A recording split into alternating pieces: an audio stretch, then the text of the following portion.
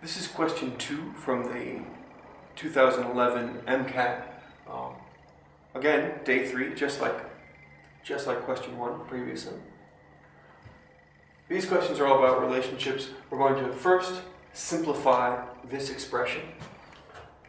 Now notice, 4ab squared, that's an a and two b's, whereas 3a squared b is a b and two a's. So these are not the same kind of thing. You can only add things together if they're the same kind of object. However, we do have another a squared b. Since we don't have a number in front of it, there must be just one of them.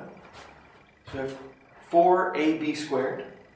It's the only thing that has an a and a b squared. So let's just copy that down. It doesn't go with anything else. And then 3a squared b minus 1a squared b gives us a positive 2a squared b. And that's it.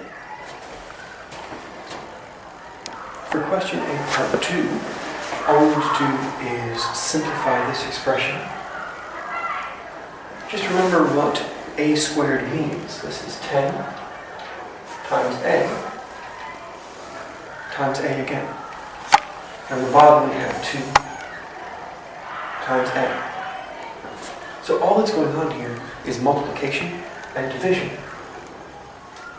Treat the numbers and the variables separately. 10 divided by 2, fraction bar just means division. 10 divided by 2 is 5. We're multiplying by a and dividing by a. So 2 of those cancel. We still have 1a left. So our answer is 5a. For question B, we're told expand and simplify.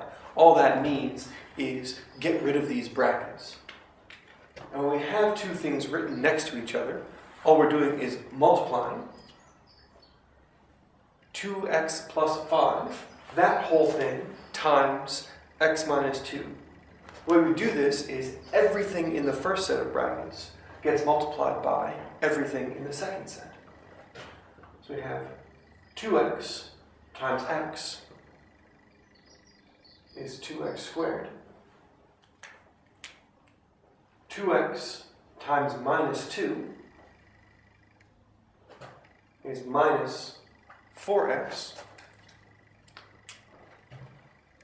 5 times x is 5x. And 5 times minus 2 is minus 10. To finish off, all we need to do is combine the things that are the same, which is the minus 4x and the plus 5x. Negative 4 plus 5 is 1, so we have plus 1x minus 10. Of course, you don't actually have to write the 1x. X by itself means 1x, so 2x squared plus x minus 10. For question C, we have the formula for the volume of a cone.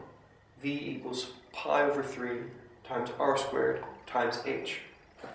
We're asked to write the formula for the radius in terms of v, h, and pi. All that means is we want to end up with r by itself and the other three things on the other side of the equal sign. So we start with our original.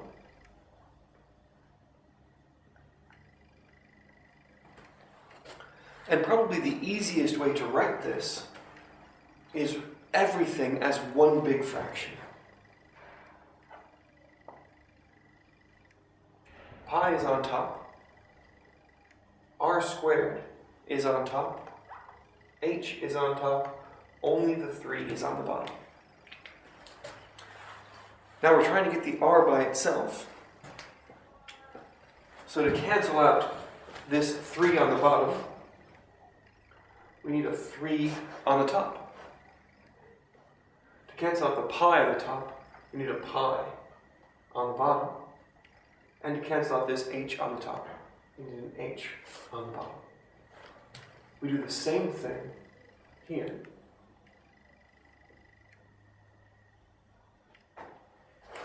And we see what cancels. H on top and bottom cancel. Pi on top and bottom cancel. 3 on the bottom and top cancel. And we end up with 3v over pi h. And that gives us r squared. This is almost complete. We don't want r squared, we want r. But if you get this far, then you have achieved the problem. For merit, you need to recognize that now I'm taking the square root. So that my final answer gets me r by itself, and r equals the square root of 3v over pi h. Often when we take a square root, we need a plus or minus, but since r is a radius, it's a physical thing, it can't be negative. So it's just the positive square root. Problem C2 is still relating to that volume of a cone. We have 2 cones this time. One cone is 3 times the height of the other. Give an expression for r in terms of capital R. So what we need to recognize is that if our shorter height is h,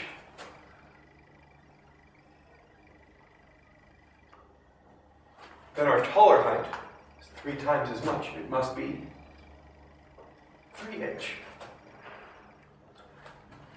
So we get the volume of our first one is pi over 3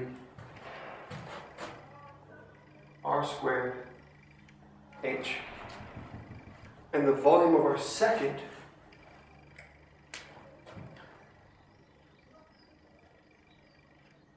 is pi over 3 capital R squared times 3h. Now if you write down these 2 things, you've achieved the problem. For merit, you only need to recognize that we want the 2 volumes to be the same, so you put them together into one equation, and that is good enough for merit. For excellence, we then need to solve this. Turns out that solving this isn't that difficult, isn't that bad. We have pi over 3 on both sides, so if we divide by pi over 3, they simply cancel out. We have h on both sides, so we divide by h, and they cancel out. And we get 3r squared and little r squared. We're asked to give an expression for little r in terms of capital R, which is almost what we've got here. Little r is by itself, capital R is on the other side. And just like the last time, we need to take a square root.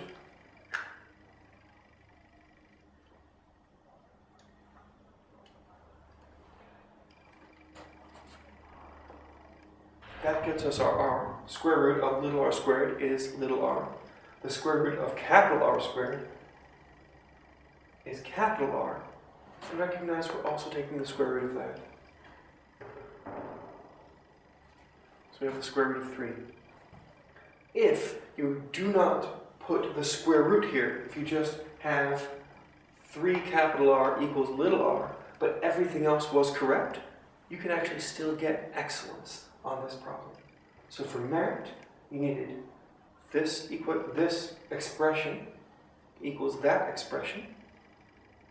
For excellence, you solve it the rest of the way. Part D on question 2 is certainly the most difficult question that we've faced thus far. We're exploring the sequence of numbers. All that means is a list of numbers following some kind of pattern. The pattern is 2n squared minus n plus 3. Here's the rule for finding the difference between any two consecutive terms. Now, as you know, since you have the paper in front of you, it says on the test that you can use n and n plus 1.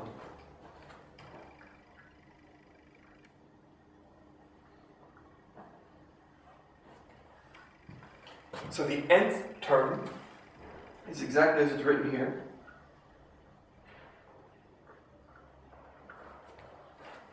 And the n plus first term looks almost the same, but everywhere you see an n, you put n plus 1.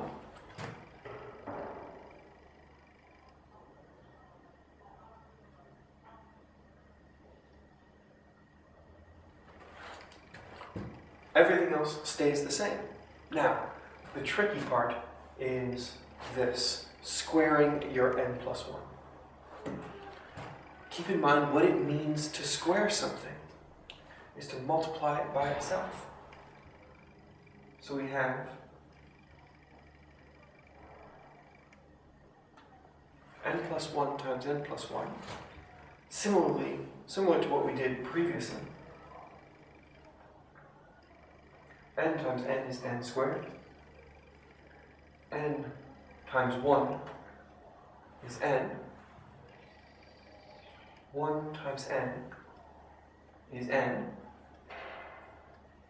And 1 times 1 is 1. So we get n squared plus 2n plus 1. But put that back here, it's being multiplied by 2.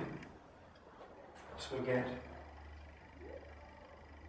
2n squared, 4n plus 2. We're subtracting this, so we have minus n minus 1 plus 3, and we wanted the difference. That means we subtract. So from this, we subtract 2n squared. We subtract the minus n. That turns into plus n. And we subtract the 3.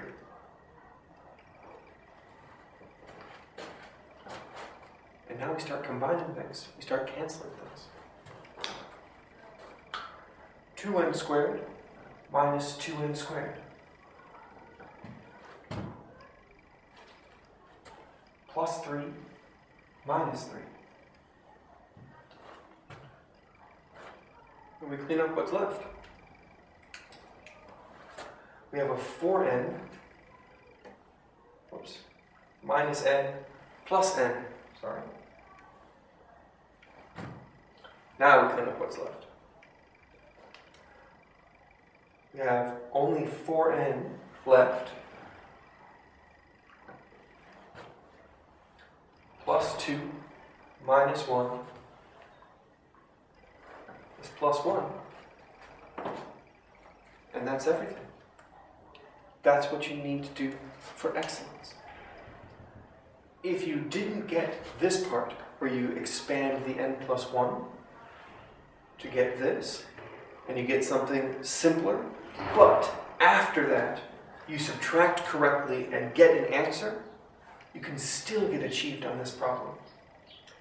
If you correctly expand n plus 1 squared to get this, then that is enough for merit. And then simplifying properly to get this answer is what you need for excellence. So that's question 2.